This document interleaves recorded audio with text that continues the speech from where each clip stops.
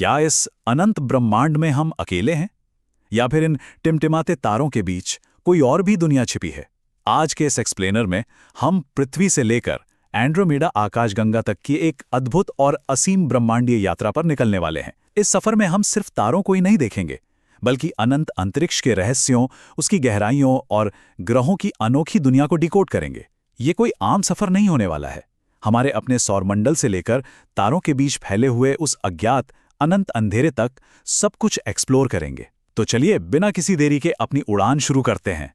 अब अंतरिक्ष के इस अनंत फैलाव को देखते हुए एक बहुत ही बुनियादी लेकिन गहरा सवाल जहन में आता है। इंसान इस 93 अरब प्रकाश वर्ष के फैलाव में आखिर कितनी दूर तक यात्रा कर सकता है? सदियों से हमने सिर्फ सिर उठाकर तारों को निहारा है ना, लेकिन अब विज्ञान और तकनीक के बल पर हमने इस ब्रह्मांड को नापने की हिम्मत जुटाई है। ये सवाल अहम इसलिए है क्योंकि ये हमें हमारी खुद की सीमाओं और इस ब्रह्मांड के अकल्पनीय आकार के बारे में सोचने पर मजबूर कर देता है। और जब हम आकार की बात कर ही रहे हैं तो जरा इस नंबर पर गौर कीजिए, 93 अरब। ये कोई मामूली संख्या नहीं है, ये हमारे ब्रह्मांड की अनुमानित चौड़ाई है, वो भी प्रकाश वर्ष में। जरा सोचिए, प्रकाश जो 1 सेकंड में 3 लाख किलोमीटर की रफ्तार से दौड़ता है, अगर वो लगातार पूरे 1 साल तक चले तो उस दूरी को हम 1 प्रकाश वर्ष कहते हैं। तो 93 अरब प्रकाश वर्ष, सच कहूं तो ये हमारी कल्पना की आखिरी सीमा है। और सबसे हैरानी की बात तो यह है कि ब्रह्मांड लगातार फैल रहा है, यानी यह संख्या भी हर पल बढ़ती ही जा रही है। लेकिन अब मेरा मतलब है, हम अक्सर सोचते हैं कि वैज्ञानिक इतनी बड़ी दूरियों को नापते कैसे हैं? अंतरिक्ष में कोई इंची टेप तो है नहीं। इसका जवाब है कॉस्मिक डिस्टेंस लैडर। ये वो प्रक्रिया है जिसके जरिए रेडियो तरंगों और रेड शिफ्ट जैसी तकनीकों का इस्तेमाल करके ये विशाल दूरियां मापी जाती हैं।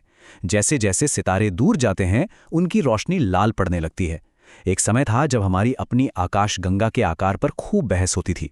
फिर 1908 में हेनरिएटा स्वान लेविट नाम की एक महिला वैज्ञानिक ने कमाल कर दिया।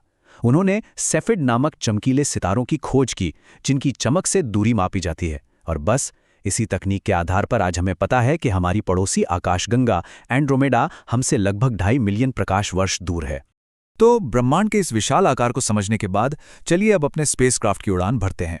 अंतरिक्ष में पहुंचने के लिए हमें सबसे पहले पृथ्वी के वायुमंडल की इन परतों को पार करना होगा। नीचे से शुरू करें तो सबसे पहले है ट्रोपोस्फेयर, जहां हमारा मौसम बनता है। फिर आता है स्ट्रैटोस्फेयर, जहां ओजोन की परत हमें सूरज की खतरनाक किरणों से बचाती है। थोड़ा और ऊपर जाने पर मीजोस्फेयर आता है। यही वो जगह है जहां उल्काएं जलकर खाक हो जाती हैं, जिन्हें हम टूटता तारा कहते हैं। इसके बाद थर्मोस्फेयर, जहां आसमान में शानदार ऑरोरा दिखाई देते हैं और इंटरनेशनल स्पेस स्टेशन मौजूद है। और अंत में एक्सोस्फेयर, ये अंतरिक्ष की असली दहलीज है, जहां सैटेलाइट्स पृथ्वी की परिक्रमा करते हैं। यहां आते आते हवा इतनी पतली हो जाती है कि तापमान में भयानक बदलाव महसूस होने लगता है।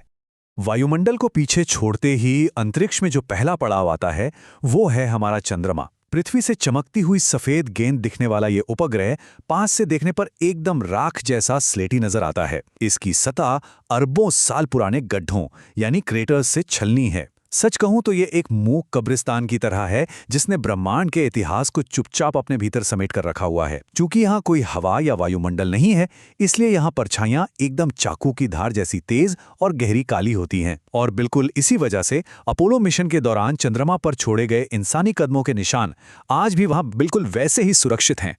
चंद्रमा की खामोशी से आगे बढ़ते हुए अब हम सीधे सूरज के सबसे वफादार साथी की ओर चलते हैं, बुध ग्रह या मर्क्यूरी। यहाँ के तापमान की एक्सट्रीम्स सच में दिमाग घुमा देने वाली हैं। दिन के समय बुध ग्रह का तापमान 430 डिग्री सेल्सियस तक पहुंच जाता है, इतना गर्म कि धातु भी पिघल जाए। लेकिन रुकिए, जैसे ही रात होती है, ये गिरकर सीधे -10 डिग्री सेल्सियस की जमा देने वाली ठंड में बदल जाता है। सूर्य के इतने करीब होने के बावजूद वायुमंडल न होने की वजह से यह ग्रह जीवन और मृत्यु के बीच इसी भयानक पेंडुलम की तरह झूलता रहता है। अगर वातावरण के साथ खिलवाड़ किया जाए तो जीवन वाली दुनिया भी नरक बन सकती है। बुध ग्रह से आगे बढ़ने पर शुक्र ग्रह यानी वीनस का भयानक वायुमंडल इसी गंभीर चेतावनी का जीता जागता सबूत है। वीनस को कभी पृथ्वी की जुड़वां बहन माना जाता था, लेकिन आज ये एक खौफनाक नरक में बदल चुका है। इसका वायुमंडल इतना घना है कि सतह पर दबाव पृथ्वी से 92 गुना ज्यादा है और तापमान 465 डिग्री सेल्सियस से भी ऊपर। यहाँ पानी की बारिश नहीं होती, बल्कि सल्फ्यूरिक एसिड यानी तेजाब के बादल छाए रहते हैं। ये बिल्कुल स्पष्ट रूप से दिखाता है कि किसी ग्रह के वातावरण के साथ अत्यधिक छेड़छाड़ उसे एक भट्टी में तब्दील कर सकती है। वीनस के उस नरक से निकलकर अब हम उस ग्रह की कक्षा में पहुंच चुके हैं जिसने सदियों से विज्ञान जगत का ध्यान सबसे ज्यादा खींचा है, मंगल।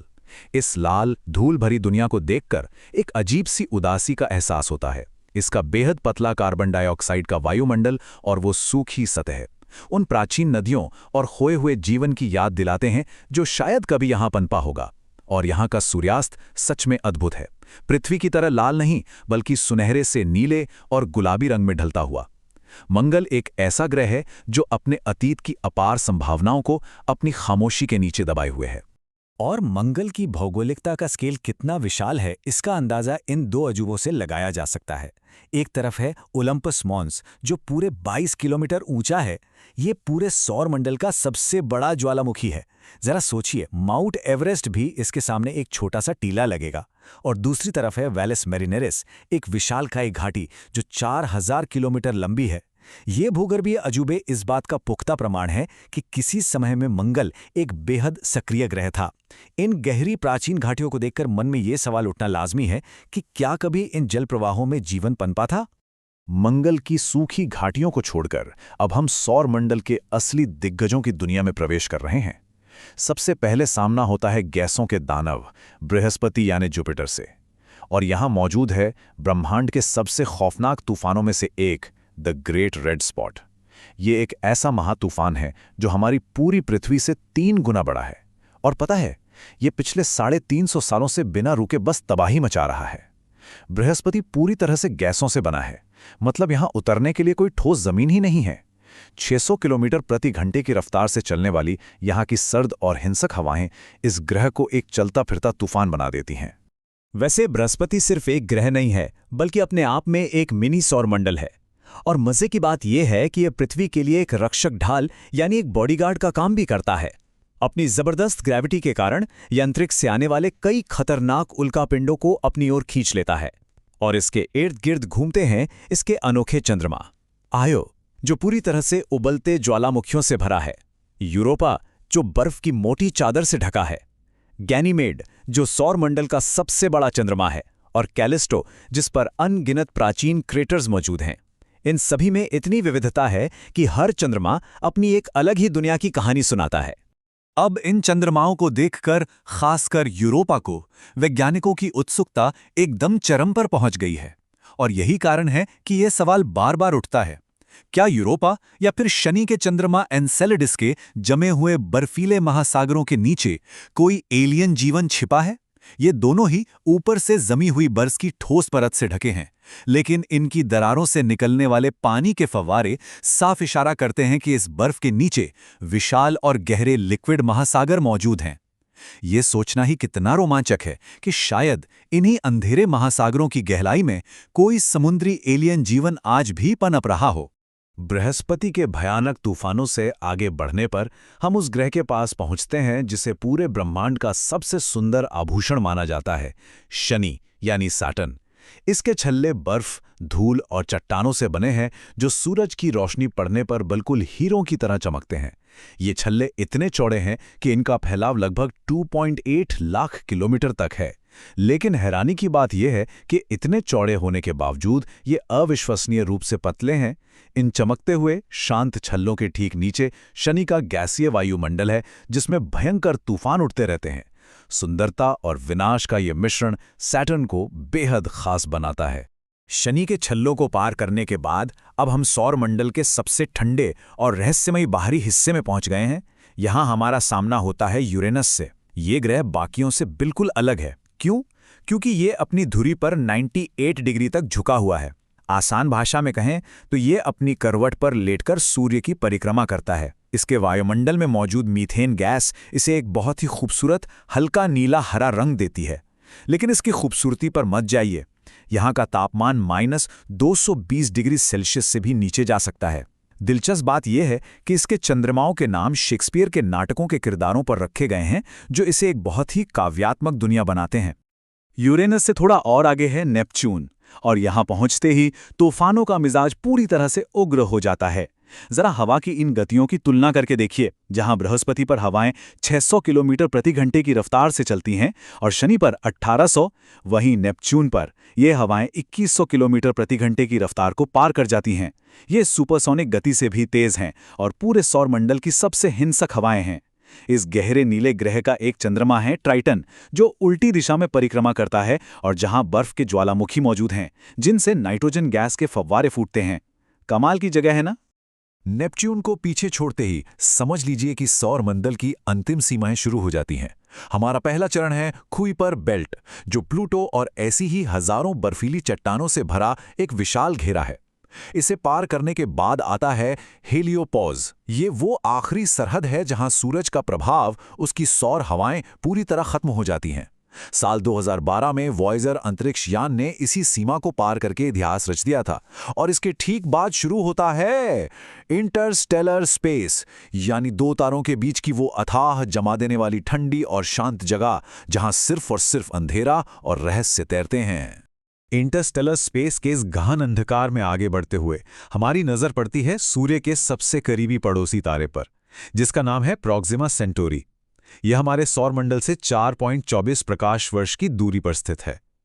कहने को तो यह हमारा सबसे करीबी तारा है, लेकिन हमारी आज की तकनीक के हिसाब से वहां तक पहुंचने में ही हमें हजारों साल लग जाएंगे। इसके पास प्रोक्सिमा बी नामक एक ऐसा ग्रह भी मौजूद है जो रहने योग्य क्षेत्र यानी गोल्डीलॉक्स जोन में हो सकता है। ये सोचना बहुत ही दिलचस्प है कि क्या वहां भी कोई ऐसा है जो हमारी ही तरह ब्रह्मांड के इस पर झांकने की कोशिश कर रहा है। पृथ्वी से शुरू होकर इस अनंत ब्रह्मांड की गहराई तक की यह शानदार यात्रा अब एक बहुत ही विचारणीय मोड़ पर आ गई है। हमारे इस ब्रह्मांड में लाखों अज्ञात सितारे और अनगिनत एक्सोप्लैनेट्स फैले हुए हैं। इस विशालता को देखने के बाद इस एक्सप्लेनर के अंत में बस एक ही सवाल जहन में आता है, लाखों अज्ञात तारों और ग्रहों में से मानवता को अब अगला कौन सा ब्रह्मांडीय रहस्य खोजना चाहिए? क्या हमें किसी बर्फीले चंद्रमा के महासागर में जीवन तलाशना चाहिए या फिर किसी दूसरे सौर मंडल के ग्रहों की ओर अपना रुख करना चाहिए? यह ब्रह्मांड संभावनाओं से भरा पड़ा है और सच कहूं तो हमारी खोज तो बस अभी शुरू ही हुई है। अंतरिक्ष के इस रोमांचक विश्लेषण में हमारे साथ जुड़ने के लिए बहुत बहुत धन्यवाद। तारों के पार की ऐसी ही यात्राएं आगे भी जारी रहेंगी।